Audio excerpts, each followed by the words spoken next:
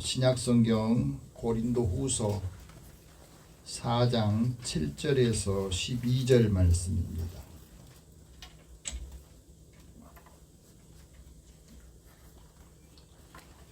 여러분이 갖고 계신 성경은 신약성경 289면입니다. 우리 함께 이 말씀을 읽으면서 하나님께서 사도 바울을 통해서 우리에게 주신 말씀으로 다 함께 받으시길 바랍니다. 7절부터 읽겠습니다. 우리가 이 보배를 질그새 가졌으니 이는 심히 큰 능력은 하나님께 있고 우리에게 있지 아니함을 알게 하려 함이라. 우리가 사방으로 우겨쌈을 당하여도 쌓이지 아니하며 답답한 일을 당하여도 낙심하지 아니하며 박해를 받아도 버림받지 아니하며 거꾸로 뜨림을 당하여도 망하지 아니하고 우리가 항상 예수의 죽음을 몸에 짊어지면 예수의 생명이 또한 우리 몸에 나타나게 하려 함이라. 우리 살아있는 자가 항상 예수를 위하여 죽음에 넘겨짐은 예수의 생명이 또한 우리 죽을 육체에 나타나게 하려 합니다. 그런즉 사망은 우리 안에서 역사하고 생명은 너희 안에서 역사하느니라. 아멘. 잠깐 기도하겠습니다. 사랑의 하나님, 오늘도 우리와 말씀과 함께 하시고 이 말씀을 통해서 우리에게 삶의 지침을 주시니 이 말씀을 듣고 힘을 얻게 하시고 이 말씀으로 위로와 소망을 갖게 하여 주옵소서. 우리에게 듣는 마음을 주시고 지혜로운 마음을 통해서 함께하는 사람들에게 축복하고 또 하나님의 선하신 뜻을 드러내는데 함께 살게 하여 주옵소서. 예수님의 이름으로 기도드립니다. 아멘. 우리 옆에 계신 분들에게 서로 인사 나눕시다. 하나님 당신을 사랑하십니다. 하나님의 은혜가 함께하기를 축복합니다. 네, 설 명절 잘 보내셨습니까? 아멘. 네, 가족들과 함께 좋은 시간들을 가졌으려 봅니다.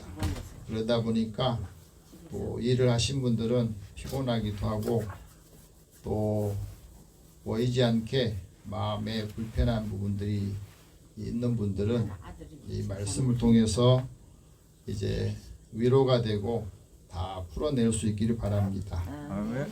사람이 평소에 건강하면 여유가 있으면요 자신감이 있어요. 그런데 다른 사람이 아무리 부러워하더라도 내 몸이 힘들고 병이 나고 아프면 그 삶에 힘이 떨어지고 약해지기 마련입니다. 김상영이라는 분이 쓴 시가 있습니다. 통증이라고 하는 시가 있는데 아내가 암 수술을 받았대요. 게다가 손목뼈가 부러져서 통증을 호소하는 모습을 보면서 질그릇 같은 인생이구나. 하나님 앞에서 더 겸손해져가는 모습이 애초롭다. 극심한 고통이 와서 쓰러질 때에도 하나님을 향하여서 손을 뻗고 여호와여 도우소서, 여호와여 도우소서 부르짖던 욥이 생각난다. 그런 욥을 하나님은 다시 일으키셨고 욥은 정금이 되었다. 그래서 욥기를 남겼다. 나는 죽음의 두려움을 통증이 올 때는 무엇을 남길 수 있을까? 욥처럼 아름다운 것을 남기는 인생이 되어야 하리라. 아내의 그 고통스러운 모습을 보면서 이 짤막한 시를 남겼습니다. 우리가 살아가면서 육체의 통증이라고 하는 것, 그것이 어떤 때는요 굉장히 견디기가 어렵습니다. 하지만 통증이 있다고 하는 것은 아직 살아있다고 하는 것이거든. 내 몸에 통증을 내가 느낀다 하는 것은 거기에 상처가 있거나 염증이 있다고 하는 것이고, 그 통증을 느낄 때 사람들은 해로운 물질에서 벗어나기 위해서 생명을 안전하게 보호하기 위해서 이제는 좀 쉬라. 그래서 치유 과정에 필요한 휴식을 갖게 합니다. 일본의 규슈 대학에서 통증 전문 치료사로 학생들을 가르치는 기데라 에이시 교수가 쓴 책이 있습니다. 많은 환자들의 통증을 치료하면서 겪었던 이야기들. 그래서 걷는 법을 바꾸면 통증이 사라진다 하는 제목을 붙였었는데, 우리 인간의 모든 기본 동작이 걷는 거라는 거예요. 이 걷는 것이 잘못되면 이 몸에 무리가 오게 되고 거기에서 병이 생기면서 이제 통증이 느껴지게 되고, 사람은 다리부터 늙는다고 그래요.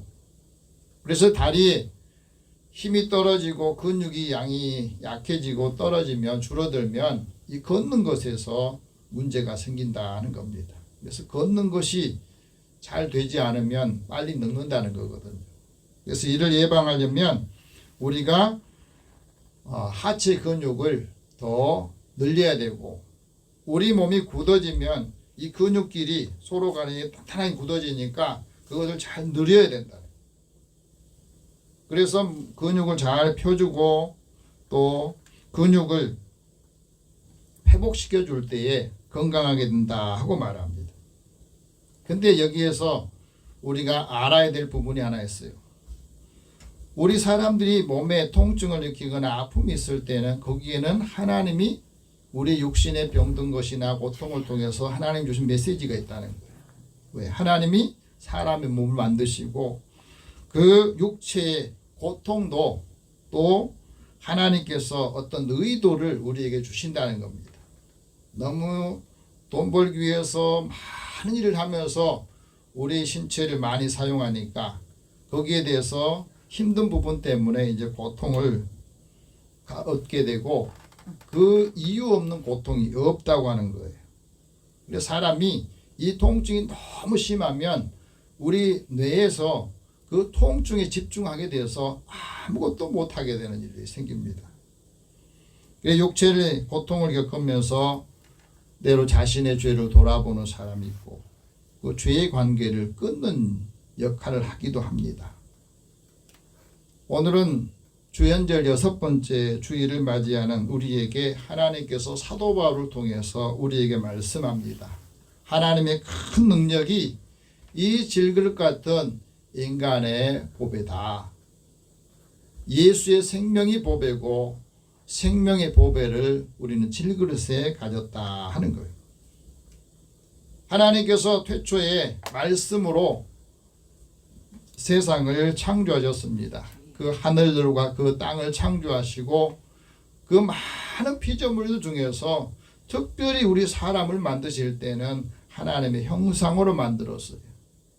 그래서 하나님의 형상으로 만드는 이 사람을 창조하실 때에 남성과 여성으로 창조하셨거든요. 그래서 창세기 1장 27절에 보면 우리 성경에는 남자와 여자라고 창조하셨다고 그랬는데, 사실 거기는 성을 구분할 때 성경에서는 남성과 여성의 성으로 만드신 거예요. 그렇기 때문에 지금은 여러 가지 성 이야기를 하지만 성경에서 말하는 것은 남성과 여성 두 가지 성밖에 없어요.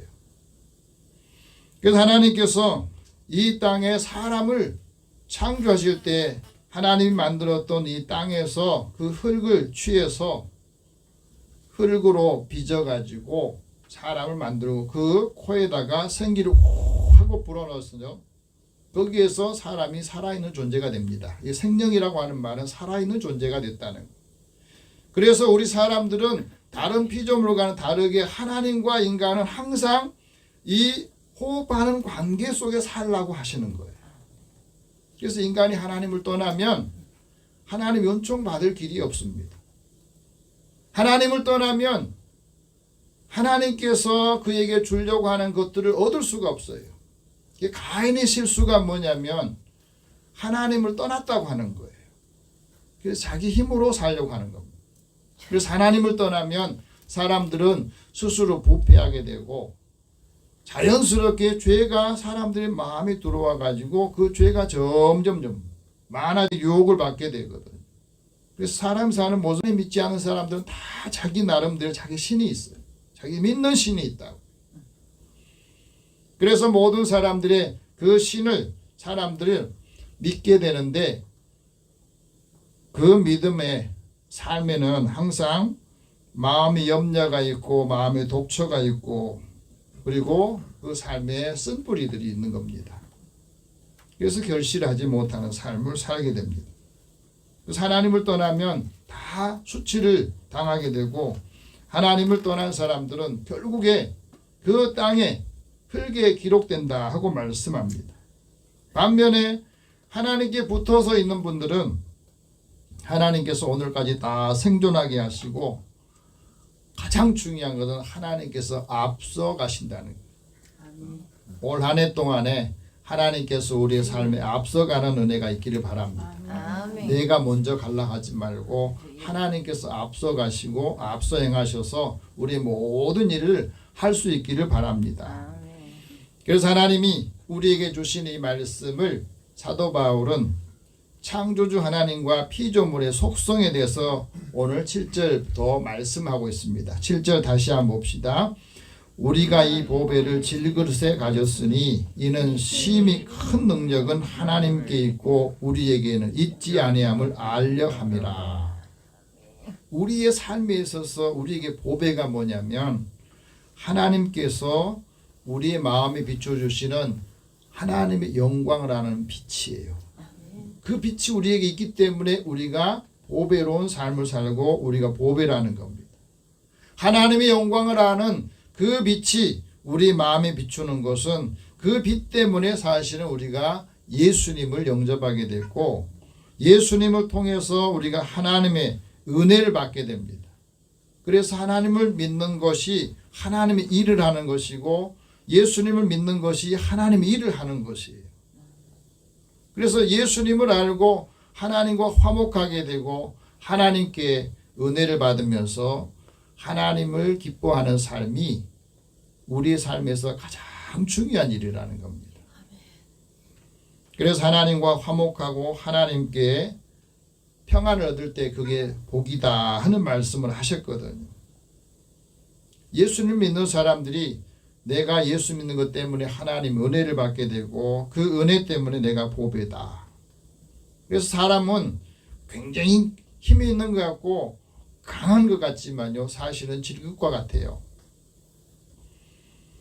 사람이 존귀하게 된 것은 하나님의 형상이 우리 안에 있기 때문에 존귀한 겁니다. 그렇지 않으면 하나님의 형상과 하나님의 지혜가 우리한테 없으면 다른 피조물보다 우리는 굉장히 기능적인 면에서 떨어지게 돼요. 그러니까 다른 일반 동물들은 뭐 지진이 일어나거나 천재지변이 일어나면 그걸 감지하는 능력이 있잖아요. 본능적으로. 사람은 그 능력이 없어요. 그렇기 때문에 하나님의 지혜를 가지고 세상을 보는 거, 너 모든 것을 바라보는 거, 판단하는 그 능력이 있지 않으면 그 재난에 우리가 쉽게 당하게 되는 겁니다. 그래서 우리가 하나님의 형상으로 지음받았다고 하는 것이 우리에는 큰 축복이고 하나님 형상이 있다는 말은 하나님의 영이 우리 안에 있다고 하는 겁니다. 하나님의 영이 우리 안에 있어야 하나님의 자녀라고 말했어요. 하나님의 영이 우리 안에 없으면 그냥 육체를 가진 사람에 불과해요.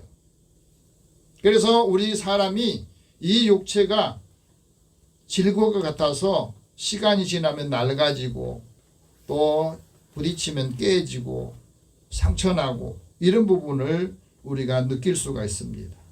우리 힘이란 게 오래 지속이 안 돼요. 반면에 하나님은 전능하신 능력을 가지신 분입니다. 그 전능하신 능력이 뭐냐면 모든 사람에게 구원을 베푸시는 능력입니다. 하나님의 전능하신 능력은 모든 사람에게 하나님 구원을 베푸시는 능력인데 그 구원의 은총을 받을 때 그 모습을 보면서 하나님이 너무너무 기뻐하신다는 거예요. 그래서 하나님을 경외하고 하나님의 능력 가운데 살라고 우리에게 말씀하는 겁니다. 하나님 우리에게 큰 능력을 주신 것은 이제 하나님만 의지하고 하나님만 믿고 하나님의 은혜 가운데 즐겁게 살라 하고 말하는 거예요. 다시 말하면 하나님 우리를 구원하신 가장 중요한 목적은 하나님께 예배하는 사람으로 하나님의 영광을 돌리는 사람으로 살라고 우리에게 말씀하십니다.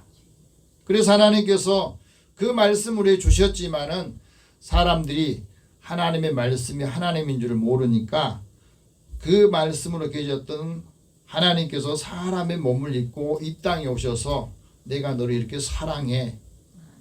하나님 나라는 이런 것이야. 그것을 예수님을 통해서 우리에게 보여주시고 말씀해 주신 겁니다. 그래서 예수 믿는 우리에게는 하나님의 영광을 아는 빛을 우리에게 주셨습니다.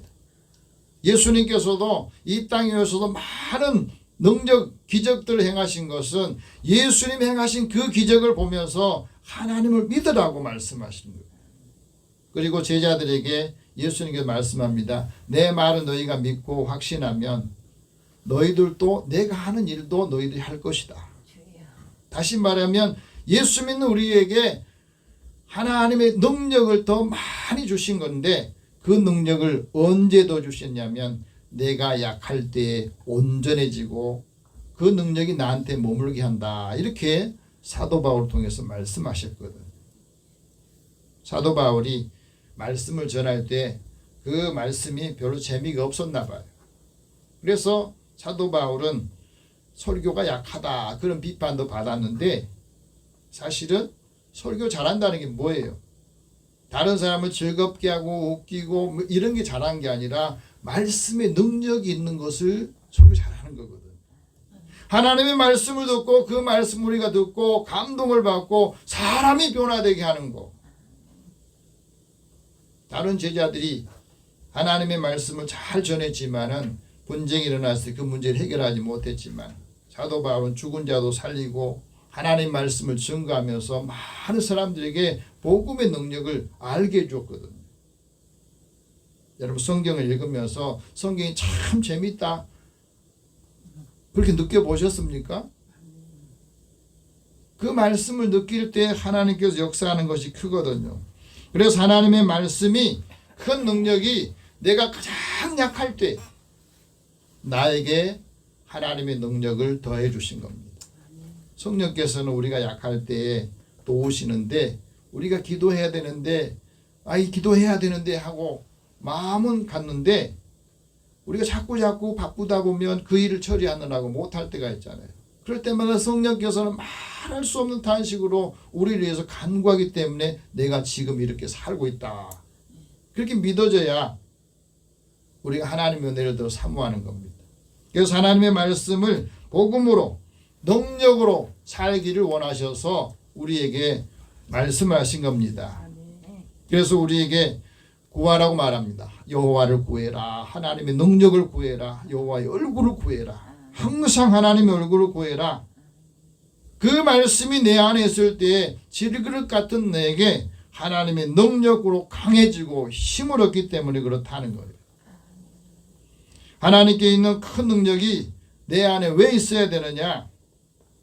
우리가 살면서 사방에서 괴롭힘을 당하고 압박을 받는 일이 굉장히 많기 때문에 그래요. 8절 같이 봅시다. 우리가 사방으로 우겨싸움을 당하여도 쌓이지 아니하며 답답한 일을 당하여도 낙심하지 아니하며 우리의 삶이 모든 거 일이 잘 풀리고 사람들 관계 속에서도 일이 잘 해결이 되면 얼마나 좋겠어요.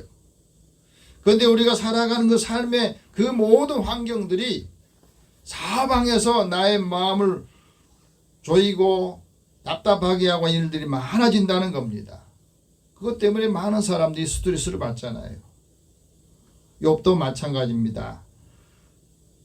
한때 잘 살 때는 하나님이 복 주셨다.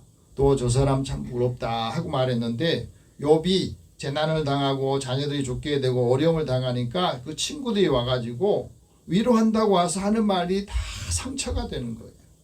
고통스러워. 얼마나 힘들었으면 욥이 이런 말을 합니다. 너희가 내 마음을 괴롭게 하며 말로 나를 진부수기를 언제까지 하겠느냐. 너희가 와서 위로한다고 하는 그 말들이 10번이나 나를 학대하고 너희들은 부끄러워할 줄 모른다는 거예요. 가끔 보면 그 사람에 가가지고 위로한다고 하는 말 한마디 툭툭 뱉은 것들이요, 그 사람에게는 굉장히 큰 상처가 되는 경우가 많거든. 네가 신앙생활 잘못해서 그렇지 않느냐, 네가 기도 잘못해서 그런 거지 않냐, 너 기도 지금 요즘 생활하는 것이 안 돼서 그렇지 않냐, 그런 말들이 그 재난을 받는 사람, 고통받는 사람들은 더 큰 무거운 이 아픔이 되고 통증이 되는 것을 말해요. 아버지. 그것을 말합니다. 사람들이 해로운 사람을 인간 바이러스라거든. 그 사람들이 하는 말을 듣고 또 상처를 받았는데 거기서 지혜롭게 퇴치를 해야 되는데 어디서나 해충과 같은 인간들이 공격할 때 살아남아야 된다는 거예요. 나를 이용하려는 사람들이 독수리처럼 나를 습격할 때에도, 내 마음을 압박할 때에도, 아프게 할 때도 당당하게 맞서 싸워서 그걸 물리쳐야 되는데 그 힘이 없으면 그게 도로 우리에게는 마음의 고통이 되고 육체의 병이 되고 그렇게 나타나는 겁니다. 여러분, 악한 사람이 그 사람을 공격하면 다른 사람도 막 공격하게 돼요. 악한 말과 행동이 다른 악한 말과 행동을 더 많이 만들어내는 겁니다. 그래, 하나님의 큰 능력이 내 안에 있으면 이것을 물리칠 수 있는 힘이 생깁니다. 다시 말하면 굉장히 멘탈이 강하다는 거예요. 두 번째는 답답한 일을 당해도 낙심하지 않게 하기 위해서 하나님이 우리에게 큰 능력을 주신다. 여러분, 답답한 일을 당하면 사람의 걱정과 염려가 사람의 마음을 짓누르게 돼요. 어떤 상황에서 내가 빠져나갈 길이 없다 생각하면 낙심하게 되죠. 의심 속에서 믿음이 흔들리게 되고 어쩔 줄 모르게 되면 당황하게 되고 방법이 없다 생각하면 절망하게 되잖아요. 그래서 소망이 끊어지면 마음의 사형 선고가 내려서 그대로 스스로 목숨을 끊는 사람이 굉장히 많아지고 있어요. 우리 삶이 굉장히 좋아졌다고 그러는데 OECD 국가 중에서 우리 한국 사람들이 스스로 목숨 끊는 일이 이 세계 그 톱 클래스 안에 들어가요. 여러분, 우리가 살아가면서 하나님의 큰 능력이 내 안에 있어야만이 이 답답한 일을 당해도 당황하지 않고 내 생각으로는 빠져나갈 수 없지만 그러나 그 이면에는 하나님이 우리에게 능력으로 기적을 행하신다는 것을 우리에게 봅니다.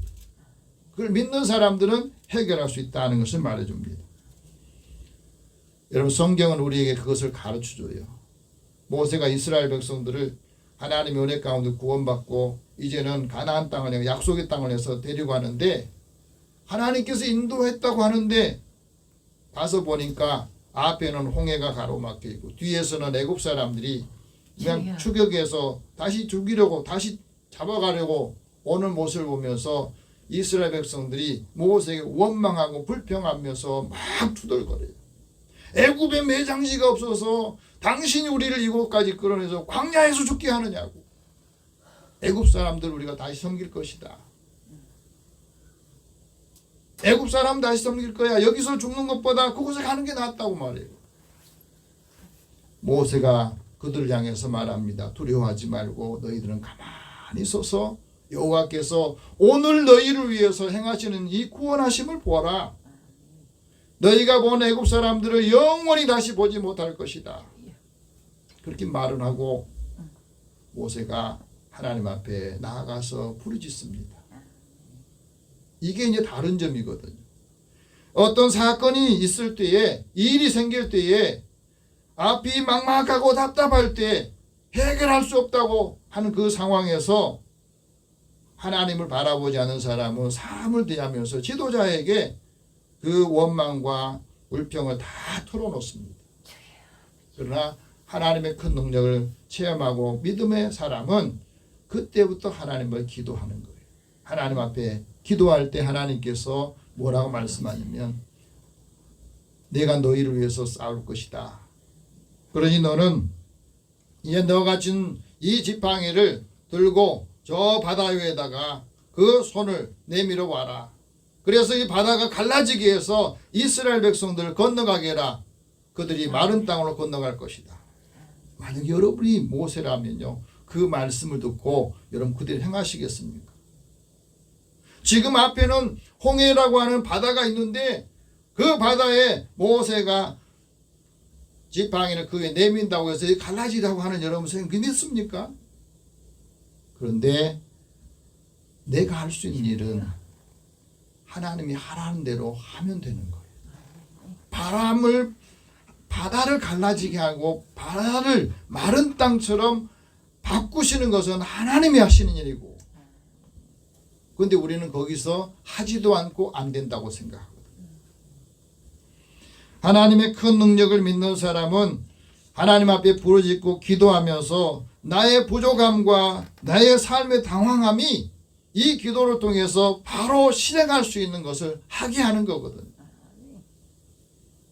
올해는 우리가 살아가면서 하나님이 주신 이 말씀을 우리의 생활 속에 적용을 해야 됩니다. 하나라도 적용을 하면 거기서 하나님께서 역사하신 걸 체험하고 그 체험이 있어야 다른 사람에게 전할 수가 있다고 하는 거예요.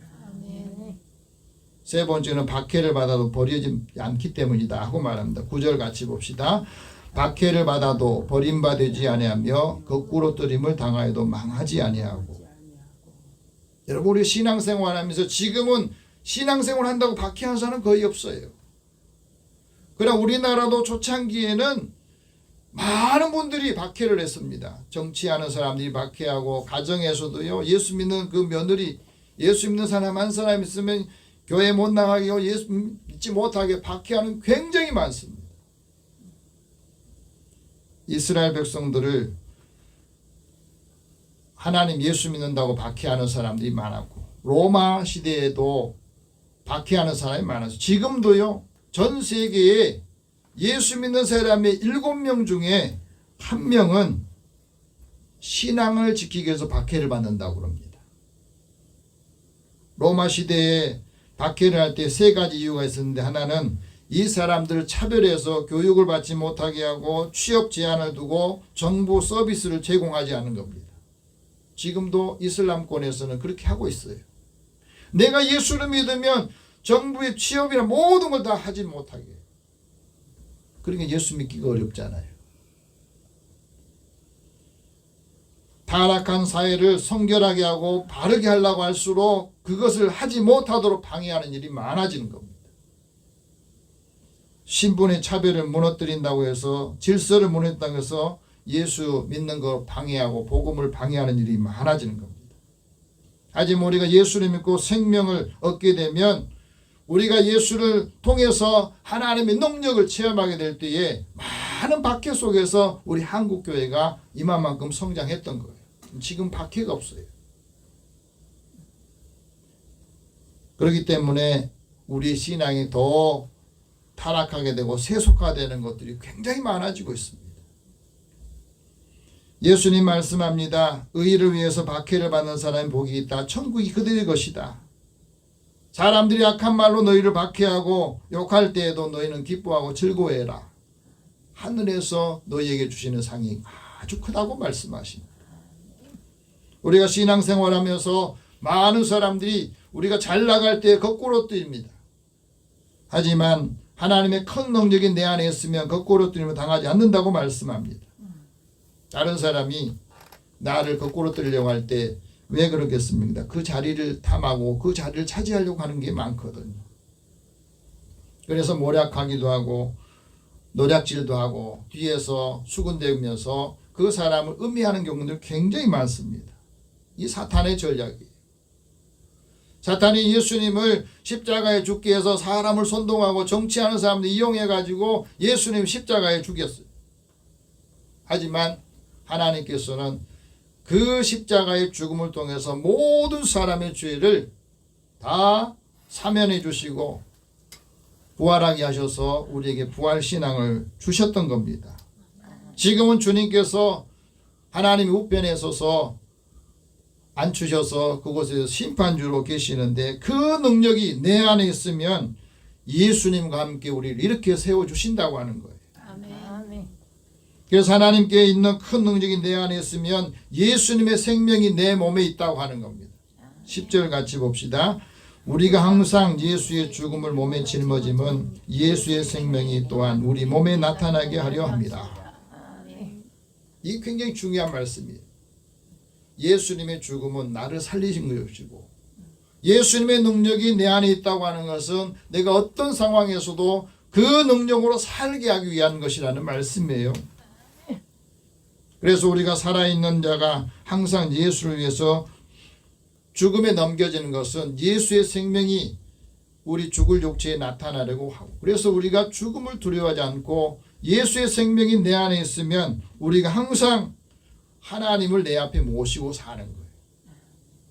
우리 하나님이 항상 내 앞에 계실 때에 내 오른쪽에는 하나님이 계시기 때문에 흔들리지 않고 나에게 하나님께서 영적으로 즐겁게 하고 육체도 안전하게 하기 위해서 우리에게 말씀하시는 거거든요.